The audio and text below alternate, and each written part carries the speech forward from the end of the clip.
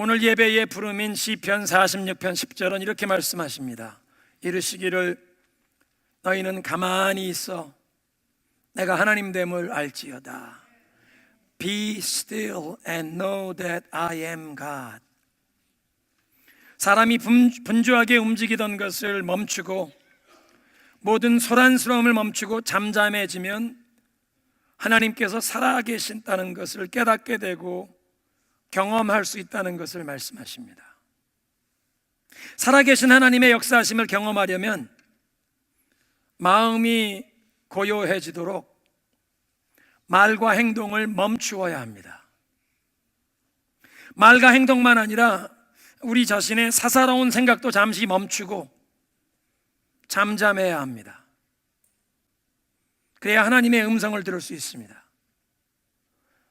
현대인들이 하나님의 임재를 경험하지 못하는 가장 큰 이유는 분주함 때문입니다. 불란서의 철학자 파스칼이 이런 말을 했습니다. Most of man's problems come from his inability to sit still. 인간의 대부분의 문제는 그가 가만히 앉아있지 못하는 것에 기인합니다. 그러니까 하나님 앞에 가만히 있어야 한다는 것입니다. 멈추라. 좀 조용히 머물러 있으면 하나님이 역사하시고 하나님이 문제를 해결하시고 하나님이 말씀하실 터인데 하나님보다 앞서 내가 막 움직이고 하나님이 말씀하실 틈 없이 내가 막 얘기를 많이 하니까 하나님의 말씀을 들을 시간도 없고 하나님이 움직이시는 것을, 역사하시는 것을 보지 못한다는 것입니다. 우리가 주일을 안식일로 지키는 데에도 이런 의미가 있습니다. 인간의 모든 분주한 일을 멈추고 우리 영혼을 고요하게 하면서 하나님 앞에 나오는 것입니다. 그리고 잠잠히 하나님을 바라보면서 하나님께 집중하는 시간이 바로 이 예배 시간입니다. 세상의 소리가 잠잠해지도록 죄의 유혹의 소리가 잠잠해지고 나를 정죄하는 그 소리, 잘못했다,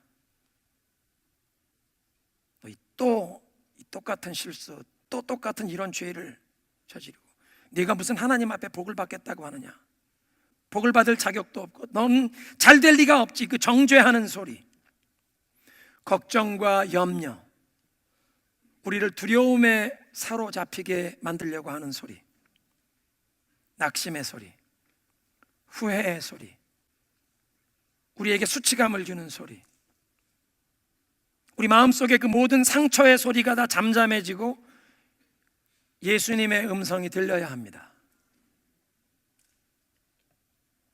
지난 주간 새벽마다 우리 교회가 함께 묵상했던 말씀은 누가복음 23장이었습니다. 예수님께서 십자가에서 고난당하시는 그 부분을 기록한 말씀인데 거기에 예수님과 함께 십자가에서 좌우에 함께 못 박혀서 처형당하고 있던 행악자 두 사람의 이야기가 나옵니다. 두 사람의 강도입니다. 저들은 인생의 가장 극심한 고통의 시간을 맞이하고 있었습니다. 인류 역사에 사람들이 고안해낸 처형 방법 가운데 가장 고통스럽고 잔인한 처형 방법이 십자가형이라는 것입니다. 처음에 페르시아 사람들이 그 십자가에 못 박아 죽이는 방법을 고안해냈는데 로마 제국이 그걸 받아들이고 예수님 시대에 그것으로 십자가에 사람을 못 박는 처형 방법을 가장 극악한 죄수에게만, 로마 시민은 절대 십자가에 못 박아 죽일 수가 없습니다. 노예들 그리고 로마에 반역한 이런 죄수들만 십자가에 못 박아 죽였습니다. 가장 고통스럽고 수치스럽고 잔인한 처형 방법입니다. 이 행악자 두 사람은 십자가에 못 박혀서 극심한 고통 중에 죽음을 맞이하고 있었습니다. 그런데 한 사람은 바로 그런 시간에도 악에 바쳐서 예수님을 비방했다는 것입니다. 영어 성경에 보니까 hurled insult, 예수님에게 이 모욕하는 말을 막 퍼부었다는 것입니다. 그 행악자는 아마 많은 사람들에게 고통과 아픔을 주며 평생을 살아왔을 것입니다. 처음에는 부모님에게 고통과 아픔을 주다가 그 다음엔 가족과 이웃에게 고통과 아픔을 주면서 살면서 이제는 자신이 극심한 고통을 당하면서 죽음을 맞이하는 처지가 되었습니다. 그런데 그 시가 바로 그런 상황에서도 이 행악자는 주위에 있는 사람들을 원망하고 내가 고통을 받고 있다는 것 때문에 내 옆에 있는 다른 사람에게 이 고통을 막 주려고 비방과 모욕을 예수님에게 퍼부으면서 자신의 죄악 가운데 영원한 멸망의 길로 갔습니다. 어쩌면 이 행악자는 어린 시절에 불우한 가정 배경에서 그 어렸던 시절에 받았던 아픔과 상처가 치유받지 못해서 마음을 바르게 가꾸지 못했을지도 모르겠습니다. 나는 피해자야. 이게 너무 억울해요. 어째 나에게만 이런 고통과 어려움이 있을 수 있습니까? 억울합니다. It's not fair. 원통합니다. 과거에 자신이 어떤 큰 피해를 입었던 상황 속에 그걸 마음에서 해결하지 못하고 계속 원망과 미움을 품고 살다가 이런 미움과 분노를 사람들에게 표현하면서 사람들에게 쏟아내는 행악자가 되어 결국에는 로마 제국의 공권력에 의해서 극형에 처해지는 그런 사람이 되었습니다. 그런데 그런 최후의 순간, 최후의 시간까지도 이 사람은 자신의 그 상처의 소리, 남을 탓하는 원망과 미움의 소리에만 귀를 기울였고 그렇게 병든 영혼에서 악한 말을 쏟아내다가 비극적인 생을 마감했습니다. 그런데 그와는 대조적으로 다른 행악자 한 사람은 동일하게 십자가에 못 박힌, 벌거벗겨서 십자가에 못 박혀 죽임당하는 그 극심한 수치와 고통의 시간에 자신의 죄를 뉘우치며 예수님께 신앙을 고백하고 영생을 얻게 되었습니다. 예수님을 비방하고 모욕하던 그 다른 행악자를 꾸짖으면서 우리는 우리가 행한 일에 응당한 보응을 받고 이렇게 벌을 받는 게 당연하지만 이분이 행한 일은 옳지 못한 일이 하나도 없느니라. 너 하늘이 두렵지 않느냐? 그리고 예수님, 당신의 나라에 임하실 때에 나를 기억하소서. 잘 들어보십시오. 예수님, 당신의 나라에 임하실 때에 자기 옆에 자기와 별반 다르지 않은 입장으로 십자가에 못 박고 힘없이 죽어가고 있는 분에게 당신의 나라, 왕권을 가지신 분으로 고백을 하고 있습니다. 정말 예수님의 머리에 유대인의 왕이라고 죄패를 써붙인 그게 이분은 정말 왕이시라는 것을, 하나님이 약속하신 그 유대인의 왕, 메시아, 구원자라, 하나님의 아들이라는 것을 지금 고백하고 있는 것입니다. 어찌 그런 일이 있었을까요? 이 사람도 행악자로 살아왔습니다. 그래서 그 삶의 결말이 그 수치와 고통을 당하는 십자가에서 처형을 당하는 사형수가 된 것입니다. 그런데 그 고통과 수치의 상황에서 예수님의 소리를 듣게 되었습니다. 자신은 지금 당하는 고통 때문에 자기 속에서 나오는 것이란 불평하고 원망, 이 비명밖에 나오지 않는데 죄에 찌들어 살던 자기의 영혼을 깨우시는 예수님의 음성이 들린 것입니다. 아버지, 저들의 죄를 용서하여 주옵소서. 저들이 자기들이 하는 짓을 알지 못하니이다. 자기는 이 고통 가운데 비명을 지르면서 주위에 있는 사람들 원망하고 욕을 해도 시원찮을 터인데 지금 옆에 계신 분이 하나님 앞에 자기를 십자가에 못 박고 비방하고 조롱하는 박해자들을 용서해달라고 기도를 하는 그 기도를 들으면서 영혼이 갑자기 깨어나는데 이분은 보통 사람이 아니구나. 사람이 이렇게 할 수 없죠. 그런데 자기를 박해하는, 십자가에 못 박은 사람들을 위해 기도하는 그분이 하나님을 향하여 기도하는데 아버지, 저들의 죄를 용서하옵소서. 이분은 하나님을 아버지라고 부를 수 있는, 이분은 하나님의 아들이시구나. 이분은 하나님의 아들이시구나. 이 행악자들의 죄를 용서해달라고까지 기도하는 이분, 나도 평생을 죄를 저지르며 살아왔는데 조금 있으면 죽으면 하나님의 심판대 앞에 서야 하는데 이 하나님을 아버지로 부르는 박해자들을 용서해달라고 기도하는 이분을 의지해서 나도 내 죄도 좀 용서함 받을 수 있기를 소원하는 마음이 생긴 것입니다. 그래서 예수님, 당신의 나라에 임하실 때 나를 좀 불쌍히 여기시고 기억해 주옵소서. 예수님께서 그에게 대답하셨죠. 오늘 밤 네가 나와 함께 낙원에 있으리라. 낙원을 허락받은 줄로 믿습니다. 우리 인생에 큰 고통과 어려움을 당했을 때 우리에게 필요한 것은 하나님 앞에 나와 잠잠하는 것입니다. 잠잠히 하나님께 주목하는 것입니다. 내 자신의 그 고통과 상처의 소리를 잠잠하게 해야 합니다. 세상의 소리를 잠잠하게 해야 합니다. 하나님, 나에게 왜 이런 고통을 허락하십니까? 내가 하나님을 믿고 내가 그래도 의롭게 하나님을 의지하는 믿음으로 살려고 하는데 나에게 왜 이런 어려움과 고통을 허락하십니까? 하나님을 향한 이 불평, 의심의 목소리, 이것 다 잠잠해져야 합니다. 나에게 고통을 준 사람을 향한 이 원망의 소리 다 잠잠해져야 합니다. 그리고 예수님의 음성이 들려야 합니다. 주님의 음성이 들려질 때 우리 자신의 참된 모습을 보게 되고 진정한 회개를 통해 우리가 변화를 받게 되고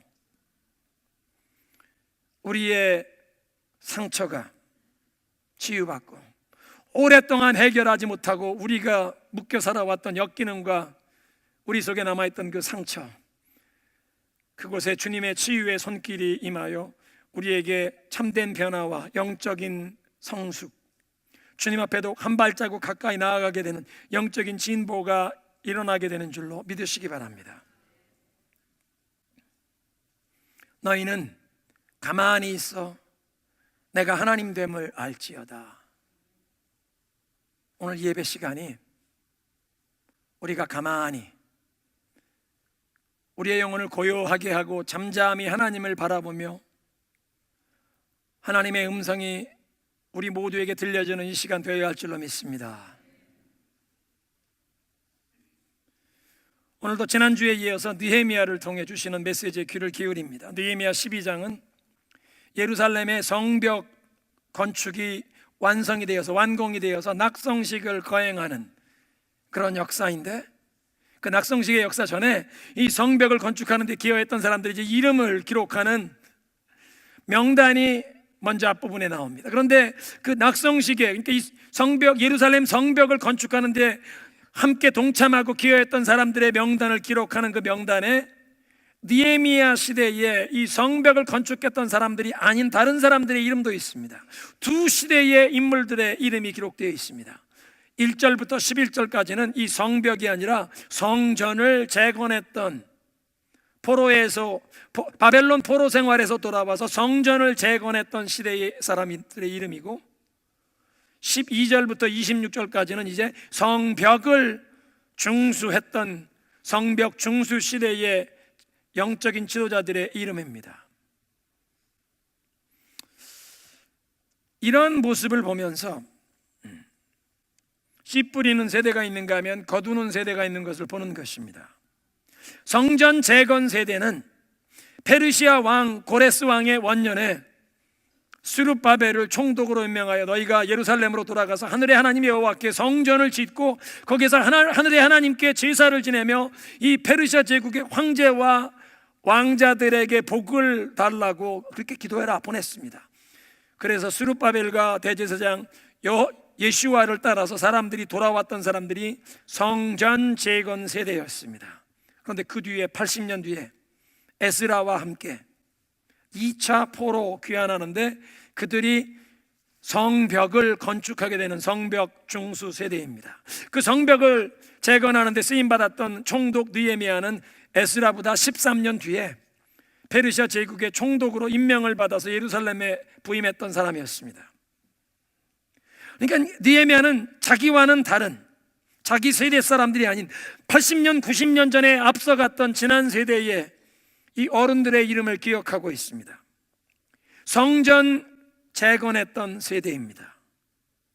왜냐하면 그들이 하나님의 이름으로 일컬음 받는 도성, 이 예루살렘의 회복과 예루살렘의 영적인 부흥을 위해 밑거름이 되었던 세대였기에, 지금 이 성벽을 건축한 세대가 아닌데도 저들이 이 영적 부흥을 위한 밑거름이 되었기에 오늘날 예루살렘 성벽이 건축되고 여호와의 이름으로 일컫는 도성다운 이 영적인 부흥을 경험하게 되었기에 그 전 세대의 이름을 기억하는 것입니다. 그들은 영적인 개척자였습니다. 이미 바벨론 포로 생활한 지 70년이 되었다면 이민 2세, 3세들이 태어나서 현지의 언어를 익히고 현지의 관습도 익히고 현지에서 아마 생업이 이제 안정이 되어 기반이 잡혔을 것입니다. 그런데 그 안정된 생활을 다 청산하고 황무해지고 쇠약해졌던 예루살렘, 이 페르시아 제국의 먼 변방에 보잘것없는 이 폐허가 된 도성으로 돌아왔다는 것입니다. 외적의 침입에 노출이 된 성벽이 없는 도성이었습니다. 주변의 이방 민족들에게 노략질을 당하는, 수치와 능욕을 당하는 그 위태로운 예루살렘으로 저들은 돌아와서 성전에 기초를 놓고 눈물을 흘리며 피땀을 바쳐서 성전을 재건했는데, 성전 건축하는데 23년이 걸렸습니다.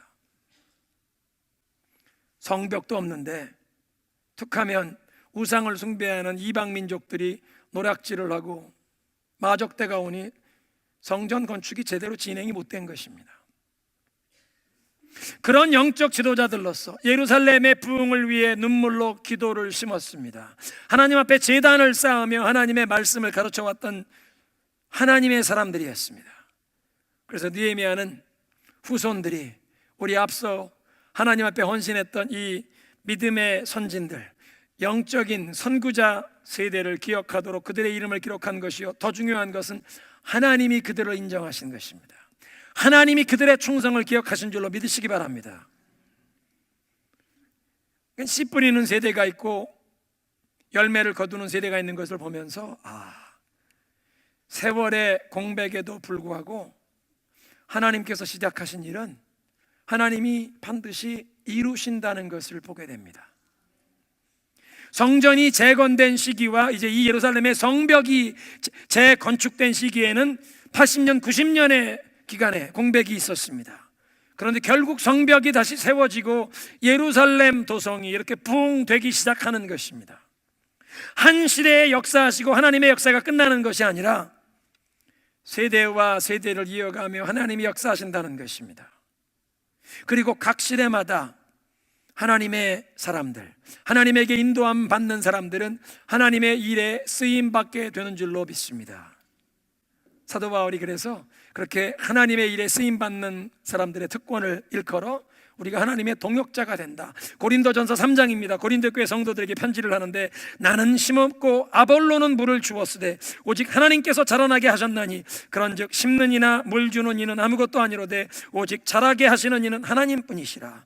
심는 이와 물 주는 이가 한 가지이나 각각 자기가 일한 대로 자기의 상을 받으리라. 우리는 하나님의 동역자들이요 여러분은 하나님의 밭이요 하나님의 건물, 하나님의 집이니라. 하나님이 세워가시는 건물, 하나님이 열매를 얻기 위해 농사를 짓게 하시는 밭. 어떤 사람은 씨 뿌리고 어떤 사람은 물 주고, 그러나 누가 자라게 하십니까?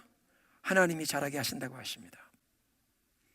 우리 가운데도 돌짝밭에 돌을 제거하고 가시덤불을 제거하는 세대가 있습니다. 씨를 뿌리는 세대가 있습니다. 그런가 하면 추수하는 세대가 있습니다. 각각 이 세대가 다 다를 수 있지만 하나님의 일은 하나님의 때에 결실을 보게 하실 줄로 믿습니다. 내가 맡은 일이 씨를 뿌리는 일이든 물을 주는 일이든 내가 맡은 사명에 충성하면 자라게 하시고 열매 맺게 하시는 하나님의 타이밍에 하나님께서 열매를 통해 영광을 거두실 줄로 믿습니다. 그러니까 우리 세대 안에 내 생애에 이 열매를 다 보겠다는 그런 조급함을 내려놓고, 혹 우리 세대에 열매가 나타나지 않을지라도 다음 세대에 가서라도 하나님께서 영광 받으실 그 하나님의 역사를 위하여 우리에게 맡겨진 사명에 충성하면 하나님께서 우리 자손들의, 우리 손자 손녀들의 세대에라도 우리의 그 모든 믿음의 헌신의 아름다운 열매를 허락하시고 하나님이 영광을 거두실 줄로 믿습니다. 27절부터 이제 예루살렘 성곽의 낙성식의 이야기가 나오는데, 단순히 성벽 공사를 완공을 축하하는 행사가 아니라 하나님 앞에서 감사 찬양하면서 이 도성을 하나님께 구별하여 바치는 봉헌식을 거행하게 되었습니다. 30절에 보니까 제사장들과 레위 사람들이 몸을 정결하게 하고 또 백성과 성문과 성벽을 정결하게 하니라. 정결하게 했다. 영어 성경에 보니까 purified. 정결하게 한다는 것은 더러운 것을 씻겨서 깨끗하게, 하나님이 받으실 만하게 거룩하게 구별하여 하나님께 바친다는 것입니다. 하나님 앞에 죄를 용서해 달라고 속죄의 제물을 바치면서 그 제물에 피를 뿌립니다. 이 속죄 제물을 하나님 앞에 번제로 불살른 다음에 그 죄를 맑은 물에 넣어서 이 잿물을 또 사람들에게 뿌리면서 정결케 하는 정결 의식을 거행하는데, 제사장들과 레위인들이 자기들만 정결케 한 것이 아니라 백성을 정결케 하고, 거기까지도 이해가 가는데 성문과 성벽까지도 정결케 했다는 것입니다. 마치 예배당을, 성전 건물을 하나님께 예배하는, 하나님의 임재가 나타나는 거룩한 건물로 봉헌하듯이 성벽, 온 도성을 하나님 앞에 봉헌했다는 것입니다. 성벽이 한 도성의 안전과 평안을 보장하는 울타리인데, 한때 하나님 앞에 불순종하다가 하나님의 징계로 외적의 강대국의 침략을 받고 예루살렘 성이 완전히 회파되고 성전까지도 완전히 파괴되고 외국의 볼모로 끌려가서 70년 동안 노예 생활을 하며 수치와 능욕을 당하다가 돌아온 이 백성들은 뼈저리게 깨달은 것이 있습니다. 예루살렘 이 성이 안전하게 되는 것은 이 성벽이 아니라 우리가 거룩한 도성이 되어 하나님이 임재하실 때 하나님이 우리의 든든한 성벽이 되어주시고 강한 산성이 되어주시고 하나님이 우리의 피난처, 우리의 방패가 되어주신다는, 우리의 보호자가 되어주신다는 것을 뼈저리게 깨달은 것입니다. 사랑하는 성도 여러분, 대한민국의 가장 확실한 안보는 강력한 한미동맹을 근간으로 한 국방력이 아니라, 대한민국의 핵무장이 아니라 대한민국이 거룩한 나라, 우리 한국 백성들이 거룩한 백성이 되고 서울 장안이 거룩한 도성이 되어 하나님이 함께 거하실 때 이것이 가장 확실하게 대한민국의 안전을 보장하는 길인 줄로 믿으시기 바랍니다. 그래서 한국을 멀리 떠나 있지만 우리가 이곳에서 우리 민족의 운명을 놓고 하나님 앞에 기도하는 것입니다. 하나님, 우리 민족을 긍휼히 여겨주시고 한국교회를 긍휼히 여겨주시고 주의 백성들을 거룩해 하시고 주의 백성들의 기도를, 우리의 회개를 보시고 우리 민족을 하나님이 지켜주시옵소서. 예루살렘 성곽 봉헌식에 동원된 사람들이 있습니다. 저들은 본래 하나님께 성별된 종들이었습니다. 하나님을 예배하는 일에 온전히 헌신하기로 그렇게 구별된 자들이었습니다. 그런데 이들이 예루살렘 성을 중심으로 자기들의 거주지를 결정했고, 이런 사람들의 헌신을 통해서 온 백성이 함께 하나님의 축복을 누리게 되었습니다. 27절부터 보니까 이 예루살렘 성곽 낙성식을 거행하게, 거기 하나님 앞에 감사 찬양을 드리면서 거행하기 위해서 악기를 가지고 연주하는 자들과 하나님께 감사의 찬양 노래를 부르는 이 찬양하는 자들, 그러니까 찬양대원과 악기 연주자들을 모집했는데 빠른 시일 내에 주변에서 많은 사람들이 다 모여들었습니다. 마치 준비되었다가 이 기회를 기다렸다는 듯이 이들이 기쁨으로 헌신하며 모여들었다는 것입니다. 이 레위인들은 이렇게 하나님을 예배하며 찬양하며 경배하는 이런 일을 위해 준비하며 기다려왔다는 것입니다. 하나님이 쓰시겠다고 할 때 준비되었다가 하나님께 쓰임받는 것이 큰 영광인 줄로 믿습니다. 그것이 축복인 줄로 믿습니다. 사도 바울이 디모데후서 2장에 말씀하십니다. 그러므로 누구든지 이런 것에서 자기를 깨끗하게 하면 귀히 쓰는 그릇이 되어 거룩하고 주인의 쓰심에 합당하게 되어 모든 선한 일에 준비함이 됩니다. 모든 더러운 것에서 자기를 깨끗하게 하면 하나님의 주인의 모든 선한 일에 준비됨이 되어 하나님이 쓰시겠다고 할 때 쓰임 받는다는 것입니다. 사랑하는 성도 여러분, 우리 가정, 우리 자녀들이, 우리 교회가 우리 자신을 깨끗하게 지켜 하나님께 쓰임 받아야 할 줄로 믿습니다.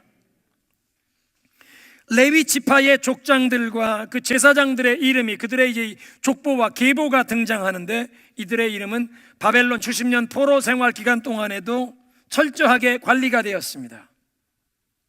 지금 예루살렘 성전이 다 무너졌고 이들이 해야 할 일이 거의 없었는데, 그들은 성전 제사를 자기들이 섬겨야 할 그날이 다시 다가올 것을 소망하면서 누구누구는 제사장의 반열이다, 계속 그 족보를, 누구누구는 찬양대원이다, 누구는 악기를 연주하는 자다, 이름만, 족보만 저들이 유지한 것이 아니라 우리 가문은 이런 악기를 이렇게 연주한다, 하나님의 사람 다윗이 이런 악기를 연주하라고 했고, 시편 이런 찬양을 이런 곡조로 불러야 한다.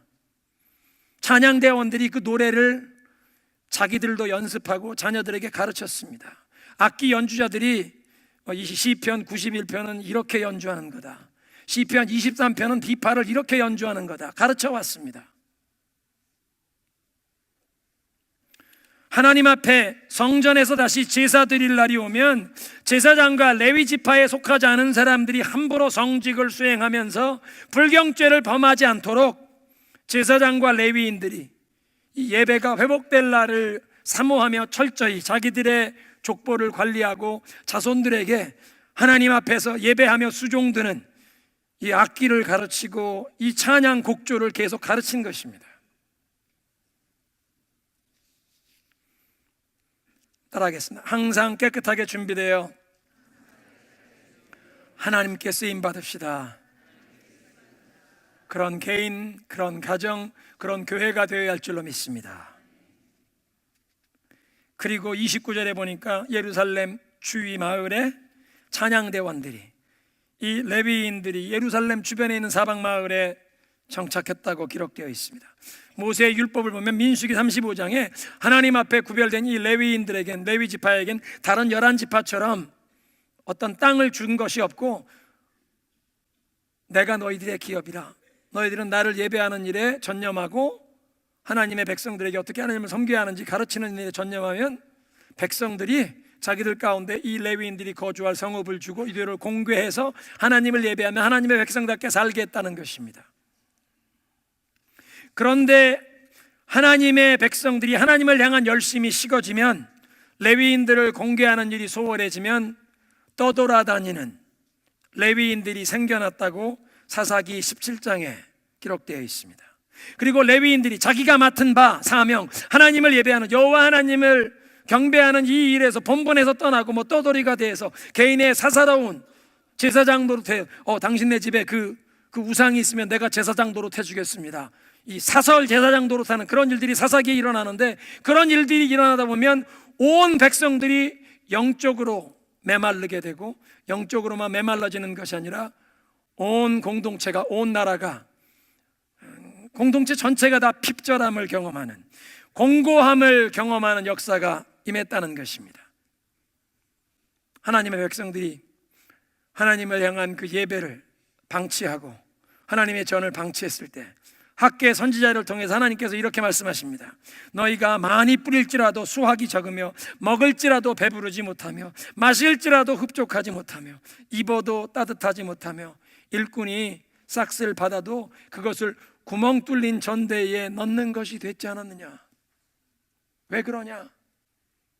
하나님을 예배하는 것에 예배가 무너지니 이런 고통과 어려움이 있지 않느냐? 하나님께 돌아와라.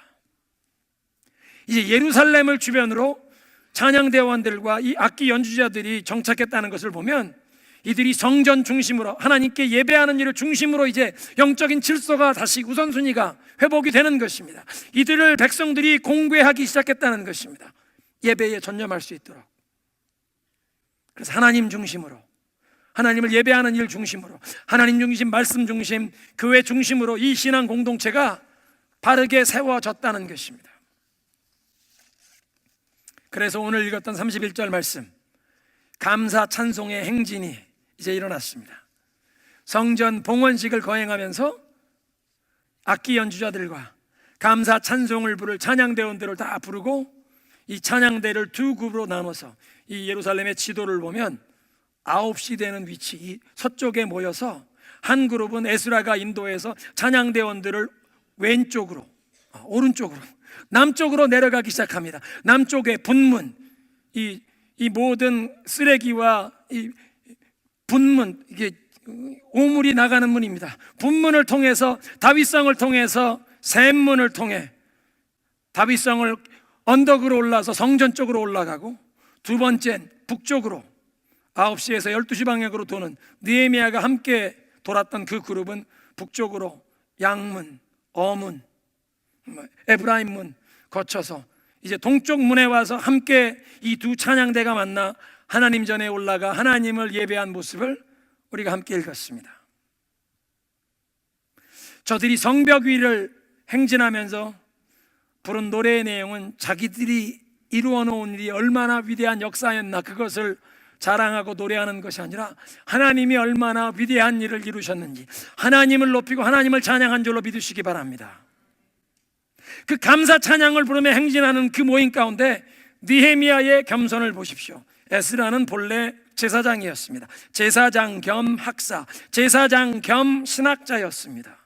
그래서 제사장인 에스라가 찬양대원들을 앞장서서 오른쪽으로, 남쪽으로 도는 찬양대를 이끌었지만 북쪽으로 도는 그룹에는 느헤미야가 인도자인데, 느헤미야는 총독입니다. 성직자가 아닙니다. 자기가 총독의 권세가 있고 자기가 예루살렘에 임해서 모든 사람들을 이끌고 성벽을 건축했음에도 불구하고 이 위대한 일을 이루고 하나님을 찬양하는 일에 자기를 내세우지 않습니다. 나팔을 부는 제사장들과 찬양대원들, 성가대를 앞세우고 자기는 성가대 뒤를 따라가면서 하나님이 이루신 이 위대한 일에 만에 하나라도 하나님에게 돌아갈 영광, 자기가 조금이라도 가로채지 않도록 오직 하나님께만 모든 영광을 올려드린 줄로 믿으시기 바랍니다. 여러분, 하나님이 이루신 놀라운 일을 이루게 될 때 우리도 오직 주님만 높여드려야 할 줄로 믿습니다. 그렇게 주님만 높이며 찬양하며 나아가는 그 회중에 43절에 하나님이 주시는 큰 기쁨이 맺다는 것입니다. 이날에 무리가 큰 제사를 드리고 심히 즐거워하였으니 이는 하나님이 크게 즐거워하게 하셨습니다. 이 무리에게, 심지어는 부녀자들에게, 어린 아이들에게까지도 큰 기쁨이 맺다는 것입니다. 이 성벽을 건축하는 데 힘을 썼던 지도자들만이 아니라 남녀노소, 지위와 신분과 연령의 구분 없이 어린아이들까지 온 도성이 기뻐했다는 것입니다. 예루살렘에 기뻐하는 소리가 멀리까지 들렸느니라. 하나님의 백성된 우리 타코마 중학교의 주의 백성들이 하나님의 놀라운 역사를 이루신 예수 그리스도의 구원을 기뻐하는 소리가 타코마 서북미 지역 멀리 퍼져 나가야 할 줄로 믿습니다. 하나님께서 공동체에 이런 큰 기쁨을 허락하셨습니다. 여러분이 함께 성벽 공사에 참여했다가 그날 찬양대 뒤를 따라서, 느헤미야 뒤를 따라서 성벽 위를 행진하며 감사 찬양을 부르고 있는 그 무리라고 상상해 보십시오. 얼마나 감개가 무량합니까? 쉬운 일이 아니었습니다. 한여름에 7월 8월에 떼약볕에 52일간 공사를 진행했습니다. 공사가 순조로운 것이 아니었습니다. 이걸 싫어하고 미워하는, 우상 숭배하는 이방인들이 방해하려고 처음에는 비방하고 조롱하다가 그래도 이 작업을, 공사를 멈추지 않으니까 우리가 기습 공격하여 피를 흘려서 이 공사를 중단시키자, 그런 위협의 소문이 들려와서 그때부터는 한 손엔 무기를 들고 한 손에는 연장을 들고 공사를 했습니다. 밤에도 불침번, 교대로 보초를 세워가며 공사를 진행해야 했습니다. 느헤미야와 그 딸은 종자들, 부하들은 밤에도 군화를 벗지 않고 군복을 벗지 않고 이 공사가 진행되는 동안 옷을 벗지 않고 밤에도 자는 둥 마는 둥 그렇게 공사를 진행했습니다. 심지어는 동족들 가운데도 이 엄청난 일을 진행하는데 협조하지 않고 뒷짐지고 멀리서 방관하고 구경만 하는 사람들이 있었습니다. 자기들의 유익만 생각하면서 내가 저 예루살렘 성벽 재건한 일에 함께 동참했다가 이 지역에 저 이방인 권세자가, 저 세도가가 나를 싫어해서 내 비즈니스가 손해를 보면 어떡하나, 나는 저 일에 관여하지 말고 내 비즈니스 지켜야겠다. 힘이 있고 도울 능력이 있는데도 구경만 하고 멀찌감치 방관만 하던 자들이 있습니다. 어떤 사람들은 말을 전해 주었습니다. 백성들을 위협하는, 백성들의 사기가 꺾이게 하려는 이방인들의 위협하는 말을 전해주는 것입니다. 자기들 딴에는 도움을 주겠다고, 야 예루살렘에 있다가 큰일 난다, 여기 있는 사람들이 가서 죽이려고 기습 공격하려고 하니 당신들이 우리 동네를 피신해야 한다. 자기 동족들을 돕겠다고 선한 의도로 말을 한지 모르지만 그 일이 성벽 공사하는 사람들을 손에 맥이 빠지게 하는, 원수를 돕는 유언비어를 선포하는 일을 한 것입니다. 잠잠하라. 말이라고 다 하는 것이 아니라 하나님이 하게 하시는 말만 해야 하는데, 내 생각엔 이게 우리 동족을 돕는다고 메시지를 전해주는데 성벽 공사를 돕는 것이 아니라 도리어 백성들의 사기가 떨어지게 겁을 먹게 하는 얘기나 전달해주는 얘기를 하는 사람들이 있었습니다. 그런 어려움이 많은데도 느헤미야와 에스라가 기도하고 백성들이 함께 섬겨서 52일 만에 성벽이 건축이 되었습니다. 하나님이 이루신 것을 자타가 공인하게 된 것입니다. 원수들까지도 인정할 수밖에 없었습니다. 야, 저 오합지돌 같은 저 이스라엘 사람들이 저 성벽을 건축하고 저건 저들이 섬기는 여호와가 이루신 일이다. 그 성벽 위를 걷는 백성 모두가 하나님이 행하신 이 일에 나도 참여하고, 정말 그 일을 할 땐 희생하고 헌신하고 고생한 것 같았는데 지금 보니까 하나님이 이루셨구나, 너무나 감사한 것입니다. 나만 희생하고 나만 고생했다고 생각했는데 성벽 위를 행진하면서 보니까 여기는 절벽이 이런데, 야, 우리보다 훨씬 더 어려운 이런 일을 한 사람들도 있었네. 나만 희생하고 나만 헌신한 게 아니라 나보다 훨씬 더 어려운 일을 주님의 교회를 위해 하신 분들이 계시구나. 여러분, 성벽 건축이란 한쪽만 건축된다고 되는 게 아니라 다 건축이 되어 벽에 무너진 틈이 없이 연결이 돼야 성벽의 역할을 합니다. 나만, 우리 가정만 힘을 쓰고 열심히 우리가 맡은 구간을 세웠다고 되는 것이 아니라 다 삥 둘러가며 무너진 구간이 없이 다 완성이 돼야 적병이 넘어 들어오지 못하는 것입니다. 공동체가 그런 것입니다. 나만 열심히 한다고 되는 것이 아니라 우리 공동체 안에 연약한 자들, 부족한 자들을 우리가 함께 도와서 함께 세우고 이 성벽이 다 세워져야 공동체가 갖춰지는 것입니다. 그 성벽 위를 행진하는 자들이 나만 수고하고 헌신한 게 아니라 우리보다 훨씬 더 수고 많이 한 분들이 계시네. 모든 사람들의 그 모든 수고가 다른 사람의 수고도 다 필요했던 것을 깨닫고 소중한 것을 깨닫고, 공동체는 이런 것이구나. 하나님의 일은 우리 모두가 다 함께 협력하는 것이구나. 나만 수고하고 희생하는 게 아니라 하나님의 감동을 받아 함께 수고하는 이 많은 사람들이 다 있구나. 그리고 우리 모두의 헌신을 통해 하나님이 이 일을 이루셨다고 하나님이 주시는 큰 기쁨을 누리게 된 줄로 믿습니다. 우리도 느헤미야 시대에 이 성벽을 재건하며 하나님이 행하신 놀라운 일에 함께 동참했던 이스라엘 백성들, 하나님께 감사 감격의 찬양을 불렀던 것처럼 우리의 삶에도 하나님의 뜻, 하나님의 비전, 하나님이 주시는 더 높은 꿈을 추구하는 삶, 하나님의 버킷리스트를 이루어드리는 삶을 함께 이루어가며 하나님 주시는 큰 기쁨을 경험하는 개인과 가정과 공동체가 되시길 주님의 이름으로 축원합니다.